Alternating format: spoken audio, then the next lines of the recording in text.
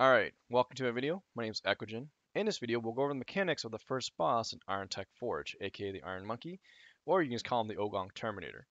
So this is going to be a voiceover of the recording as the fight is quite difficult to do live as there's just so much going on. So I feel with this method, it'll be easier for me to pause the video and break down the mechanics of what is happening in this boss fight. So before we start the fight, we need to define the roles. So the tank will be Master 5-0. The robot killers, you need 2 to 3 robot killers. So it'll be Creams, Examia, and Kitsu. You need one main marker. And now the main marker cannot be a robot killer. So the main marker will be Camisia. And then you need one secondary marker. And ideally this should be the tank, so it'll be Master 5-0 again.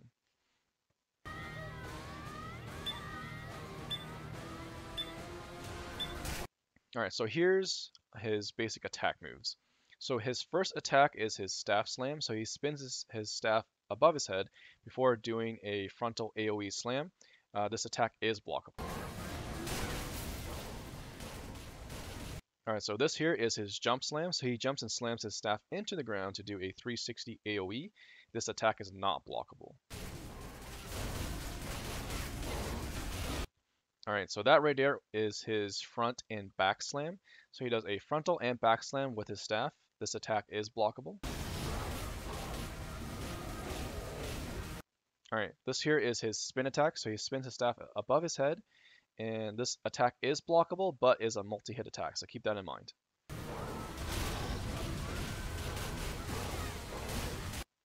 And then his last attack is his jab. So he does a frontal thrust with his staff. This attack is blockable. So this is the order of his attack rotation. He does his staff slam, jump slam, front and back slam, the spin attack, and then the jab. So in normal mode, he'll pretty much do this attack rotation until he hits 70% and then 30%. So 70% and 30% is when he does the mechanics. Alright, so at 70%, it's going to announce that the Iron Monkey activates the Powertrons. So just look for this announcement in hard mode. So that's how you know this is your cue, essentially, for the Phase 1 mechanics. So for Phase 1, he jumps to the center of the room, and he'll summon 3 robots. Now, he'll shoot lightning at the furthest person. And the furthest person needs to be one of the robot killers, and then the rest of the robot killers should be near him. So the lightning is going to bounce up to 3 people, and you need at least 1 or 2 stacks of lightning to deal lots of damage to the robots. If you have 3 stacks of lightning, which is only possible if you were the only person that was furthest away with no one else near you to share the buff, it would transform the buff into like a super buff, but it would nullify the extra damage you would get towards the extra robots. So this is why in Phase 1, you need at least 2 to 3 robot killers all furthest away and near each other to share the buff. So once they get the buff, their job is to kill the Powertrons. And right after that lightning attack, the boss will do a roar. So this is going to be a room-wide AoE, so be ready to iframe this.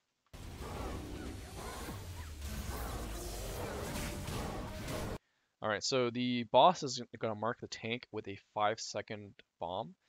This bomb will instantly kill anybody that's nearby him that has the lightning buff. So that's why it's important for the tank to be, far away from everyone else, especially the robot killers. Even though the bomb doesn't do very much damage to anyone who doesn't have the buff, but to those who do have the lightning buff, it would instantly kill them. And at the same time, the boss is going to jump to the furthest person, so ideally this should be the tank. So as the tank is being, furthest away from, everyone else, he just needs to make sure that he's not nearby any of the robot killers.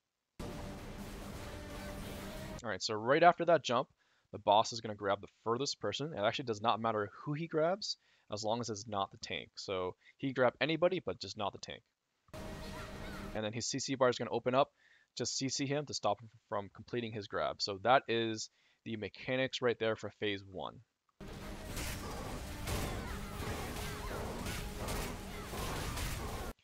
Alright, so now he's going to immediately start Phase 2. So with Phase 2, he's going to jump to the middle of the room, and now he's going to fire lightning at the furthest person.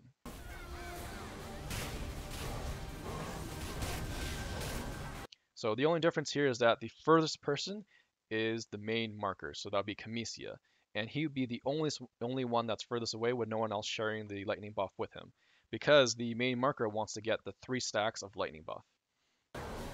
So once again, he'll mark the main tank with the 5-second bomb, and he's going to jump to the furthest person. So the furthest person needs to be the main marker.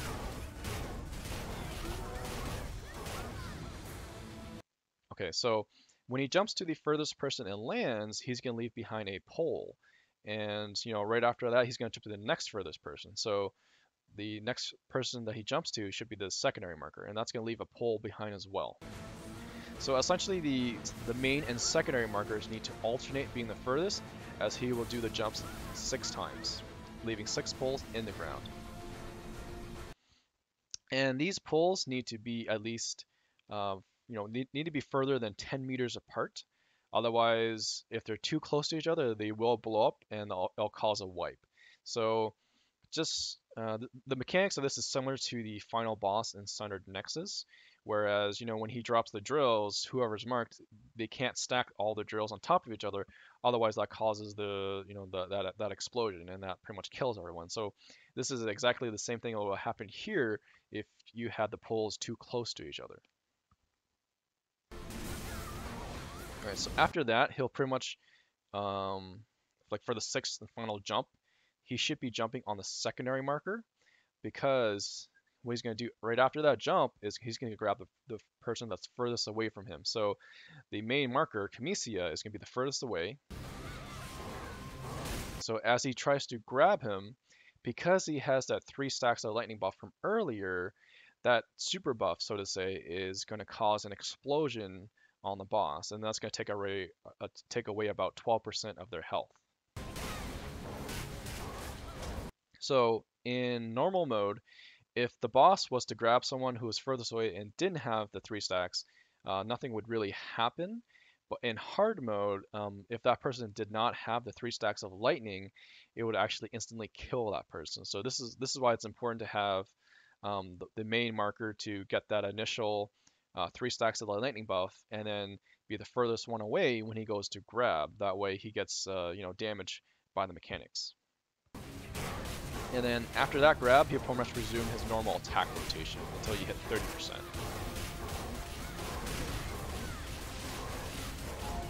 So once again, at 30%, that's when he does phase 1, so that activates the Powertrons. So the robot killers need to be furthest apart and share the lightning buff. And then they need to take out the Powertrons. He's going to do his room-wide AoE.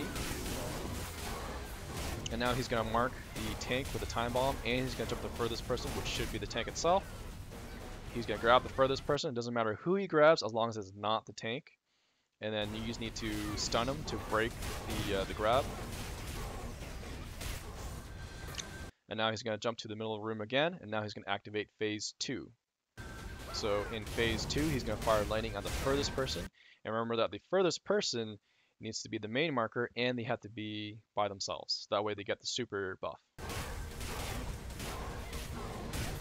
And then once again, he's going to mark the tank with a 5-second bomb. And now the tank, which is also known as the secondary marker, and the main marker are both going to be furthest apart. And you want to make sure that he jumps to the main marker first. That way the last jump ends on the secondary marker.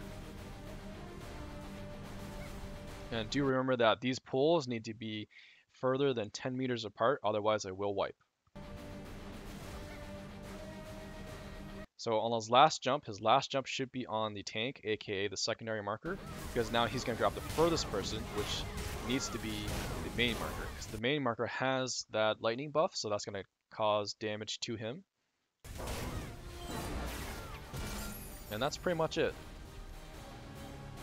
So for hard and normal mode differences, there's not very much. In hard mode, the phases are time-based. Phase 1 usually happens during his second rotation of his normal attacks, and then phase 2 generally starts after 1 rotation of his normal attacks after phase 1. Whereas in normal mode, he doesn't do any of the phases until he hits 70% and 30%. So when he hits 70%, he'll do phase 1, immediately followed by phase 2.